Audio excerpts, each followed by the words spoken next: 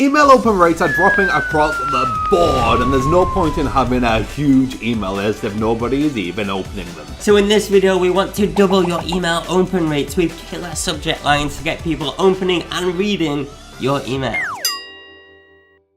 Hope you're excited because we're going to be showing you some best practices, some examples, and some killer tips that you can try on your next email campaign. Plus, a free tool that will dramatically help you increase your open rates. Plus, we're also going to talk about some things that nobody ever mentions when talking about email subject lines. I didn't realize you were recording then. I wasn't even looking. You ready? I'm going to do it like this. Okay. Plus, we're going to talk about some things that nobody ever mentions when talking about email subject lines. That's absolutely crucial. We've used these tips to double that of our industry average for email open rates, and we want you to be able to do the same. Remember, getting an extra 10 to 20% open rate might not seem like a lot, but it could be the difference between an extra 10, an extra 100, or even an extra 1,000 more people opening your email and buying your stuff. Plus, stick around to the very end where we will tell you some words not to use to avoid the spam filter, and some strategies to avoid that might seem like a good idea, but they're actually really terrible, horrible ideas. By the way, we are Andrew and Pete. We create videos like this every week, so if you haven't subscribed already, go ahead and please do that now. Our first tip is to make sure that your subject line is either curiosity-based or benefit-driven. Here's an example of each. Curiosity example. Chewing gum, glue, and you have what in common? That was good. No, that was very good. Yeah. Do you see how this might encourage someone to click on the email just to find out what the hell is going on here? What is going on here? You have to open the email and find out? Well, send me that email. I will. Secondly is benefit driven, i.e. what's in it for me. So taking that previous example, here's how it might sound if it was a benefit driven subject line. How to get out of a creative rut if you are feeling stuck. Do you see how this one tells the receiver exactly what it's about and the actual benefits of clicking to open it up? Personally, for us, the benefit driven subject lines tend to perform better, but for other industries, the curiosity ones might perform better. So as always, test out. Speaking of which, number 2, you're going to want to make sure that you split test your email subject lines. This is instantly going to give you a much higher open rate. In ConvertKit, this is dead easy to do. All you have to do is click on this little A/B split test button, write 2 different subject lines, and you will find out guaranteed which one is going to win. So what ConvertKit will actually do is send both of these email subject lines to 15% of your list. Then after 4 hours, whichever subject line gets the most opens, it will send that subject line to the other 70% of your list. Awesome, absolutely guaranteed to increase your email subject open rate lines. Things. You can do the exact same with Mailchimp too, just click a new campaign and then split test. Mailchimp even allows you to split test the content of your emails too, which is pretty sweet. Number 3 is to use power words, but not in an overly dramatic or cheesy way. Andrew?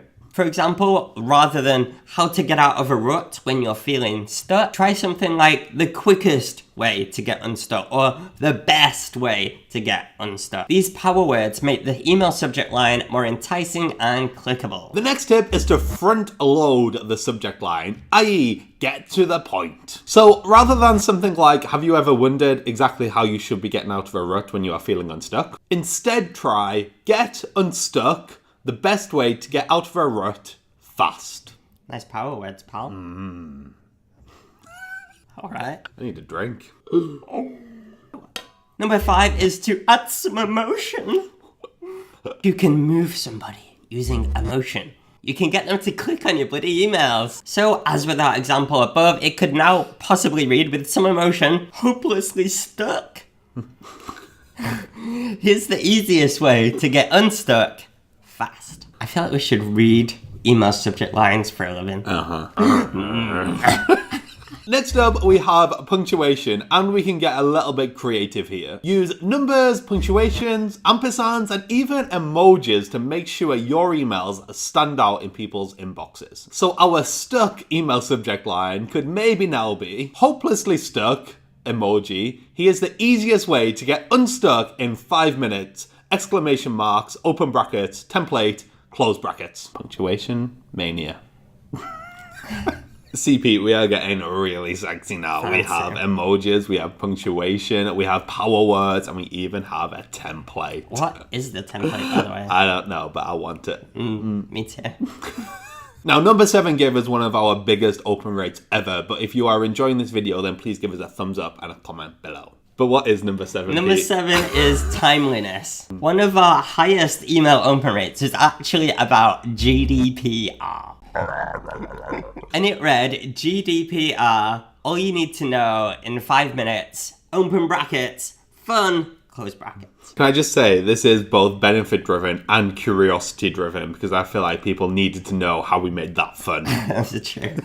And not only was it heavily front-loaded, but it was also really timely. This was a really big headache for everyone at the time, and we put this out there before everyone and their dog was talking about. Can you do the same? Can you do something that's really timely and pertinent right now to your audience? Number 8 is the name of the sender. Now, this isn't necessarily the subject line itself, but the aim here is to get higher open rates, right? And this is going to help. Rather than your business name or brand name, make sure the email is addressed from either you or someone at your company. This will make it seem more personal, like it is actually coming from a person and not just spam or promotion or some other rubbish that ends up in our inboxes. Number 9, another thing you can do to boost your open rates is to actually resend your email to unopens using a different subject line. This is crazy cool and will give you like an instant 10% increase in your open rates. In ConvertKit, you can see here, there's just a little resend button. Hit that, tweak your email subject line and resend it a few days after the original.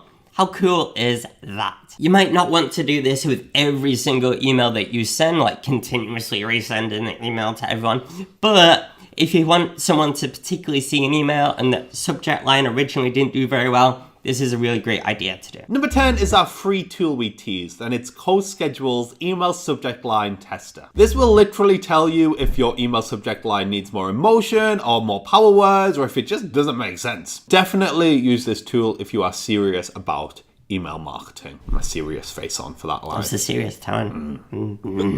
And now for the thing that most people don't talk about. And we call this the secondary subject line. It's that little bit of preview text that you can read before opening the email. And if it sucks, your email open rate is also going to suck. This is often pulled in from the first line of text in your email, or on Mailchimp, it actually gives you the option of writing that separately so you can make it sound as enticing as you want. Now, before we tell you those absolute no-nos, a quick point here. At the end of the day, people are going to keep on opening your emails if you are providing value, if you are being relevant, and you are letting people get to know you. That's the most important thing. So if all you're sending is sales emails every quarter or like a twice a year newsletter that's not even like consistent, you are going to suffer because people are going to forget you. So 5 things to avoid when it comes to your email subject lines. Number 1, never have the subject line April newsletter.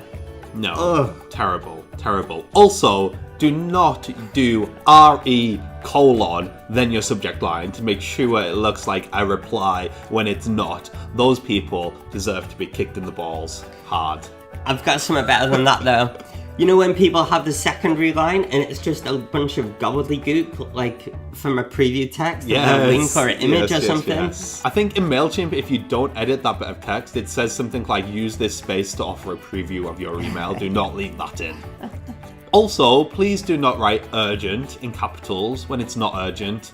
That's annoying. And finally, to avoid going into the spam filter, try and avoid loads and loads of caps in a row, loads and loads of punctuations in a row. Try and avoid words like 100% off or no catch or lose this or just like porn.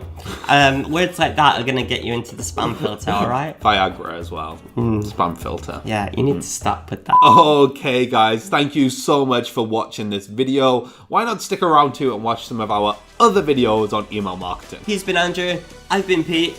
I'll see you next time. Woo.